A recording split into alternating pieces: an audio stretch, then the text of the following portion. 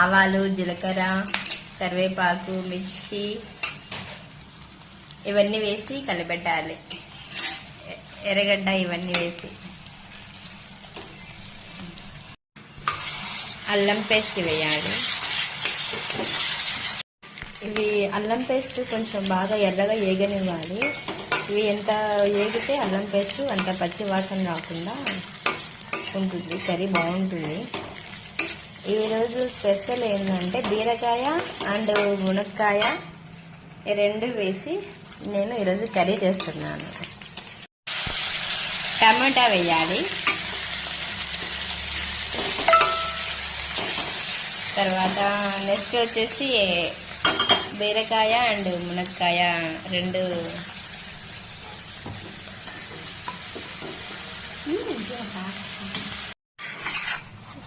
వీటినన్నిటిని కాసేపు కలపెట్టేసి కాసేపు మగ్గనివ్వాలి.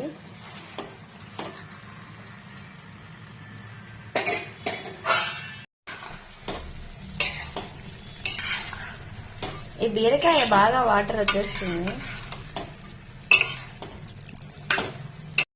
పసుపు,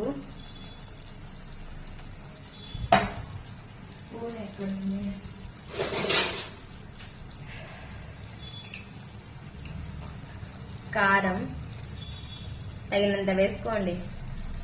ఎక్కువైనా కష్టమే, తక్కువైనా కష్టమే. మిరియాల పొడి మా ఇంట్లో ఎక్కువ తింటాం మేము. మిరియాల పొడి ప్రతి ఒక్క కూరలో వేస్తాం. కొంచెం గ్రేవీ కోసం ఏమంటారు కొబ్బరి పొడి కొంచెం లైట్గా. తర్వాత వచ్చేసి సాల్ట్. చూడండి, ఒక చుక్క కూడా నేను వాటర్ వేయలేదు, అన్నీ అవే బీరకాయ మొత్తం వాటర్ వచ్చేస్తుంది. తగినంత ఉప్పు వేసుకోండి. నేను మీతో మాట్లాడితే ఎక్కువ వేసేస్తున్నానేమో. వీటినన్నిటినీ కొంచెం బాగా కలబెట్టుకోవాలి. చూడండి ఎలా ఉందో, బీరకాయ అంతా మొత్తం మగ్గిపోయింది. కొంచెం మునక్కాయ ఉడకాలి. కొద్దిగా వాటర్ వేసుకొని ఒక 10 నిమిషాలు ఉడకబెట్టేస్తే వాడికి అయిపోతుంది కర్రీ. కొంచెం వాటర్ వేస్తాను, నేను ఎక్కువ వేయలేదు.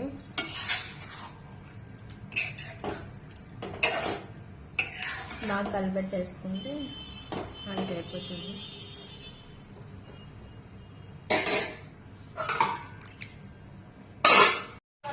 ఫైనల్గా కర్రీ రెడీ అయిపోయిందండి. కొంచెం అన్నంలో కలుపుకొని తినడానికి కొంచెం గ్రేవీగా ఉంటే.